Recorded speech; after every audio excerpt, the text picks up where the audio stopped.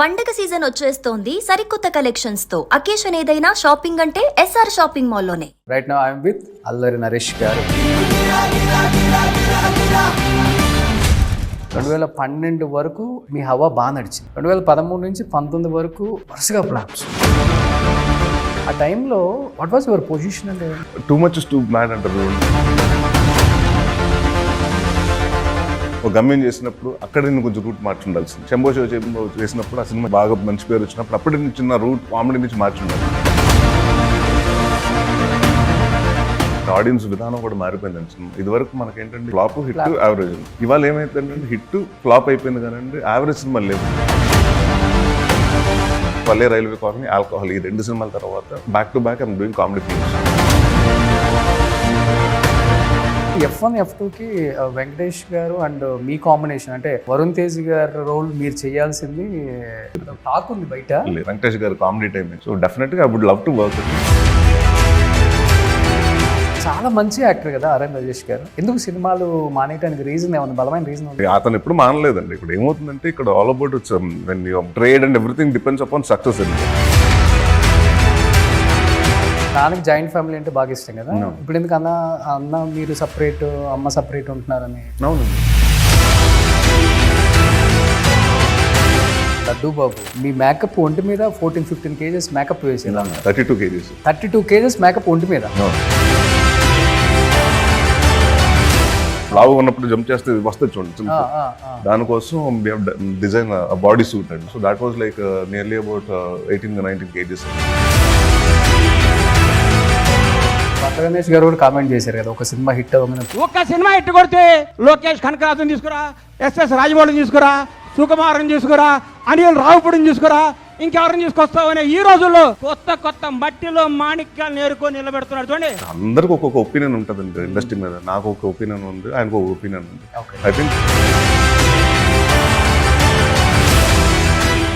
So గూగుల్లో కనపడుతుంది మీ age, reveal చేయాల్సిన అవసరం లేదు కాబట్టి అప్పటి నుంచి ఇప్పటికి ఎలానే మెయింటైన్ చేస్తున్నారు? అంటే మీ మెటబాలిజం అలానా, లేకపోతే మీరు కూడా మెయింటైన్ చేస్తుంటారు మంచి ఫుడ్? అంటే తెలియదు అంటే ఇప్పుడు ఏదో వన్ మీల్ డే ఏదో చెప్తున్నారు కదా, ఓ మ్యాడ్ అని ఆ డైట్లు. ఆల్వేస్ డూ దాట్ అంటే యాక్చువల్లీ. అవునా? I only have one meal. ఇవన్నీ మీరు? నేను ఇప్పుడు కాదు, నేను ఎప్పటి నుంచి అసలు ఇవన్నీ థియరీ తెలియనప్పటి నుంచి I eat only once.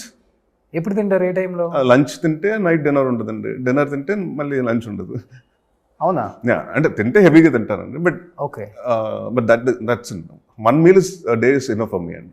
Gap లో ఏం తిండి? ఒక యాపిల్, నథింగ్. హీరో అంటేనే ఇప్పుడే ఫ్రిడ్జ్ లో నుంచి తీసిన యాపిల్. నాకు అసలు అదేంటో తెలియదు అండి. కోకోనట్ వాటర్ లో జ్యూస్లు ఏం తాగండి. అవునా? అండ్ ఇంక్లూడింగ్ ఈ కూడా ఉంటాయి, మురుకులు లేకపోతే కారం. అసలు I don't get tempted for food and I don't know why. I think that's a blessing actually. Foodie కదా మీరు? ఫుడ్డే కానండి, బట్ అంటే ఉంటే తింటాను కానండి, ఇది కావాలి క్రేవింగ్ తోటి తినాలి అన్నట్టుది లేవు ఉండదండి. So I don't crave food అండి మచ్. 1 meal a day ఎన్ని ఇయర్స్ నుంచి ఇది ఫాలో అవుతున్నారు మీరు?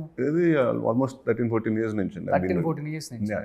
Okay, great sir. అసలు ఇప్పుడు మార్నింగ్, మధ్యాహ్నం, సాయంత్రం తినకపోతే ఉండలేము అసలు మన సౌత్ ఇండియన్ అంటే బ్రేక్ఫాస్ట్ చాలా మంది మనం ఏం చేస్తామంటే హెవీగా చేసేస్తామండి, మన లంచ్ కూడా హెవీగా చేస్తాం. సో నేనేమంటే నేను ఓన్లీ లంచ్ మాత్రం కొంచెం హెవీగా చేస్తాను వెన్ ఐమ్ షూటింగ్.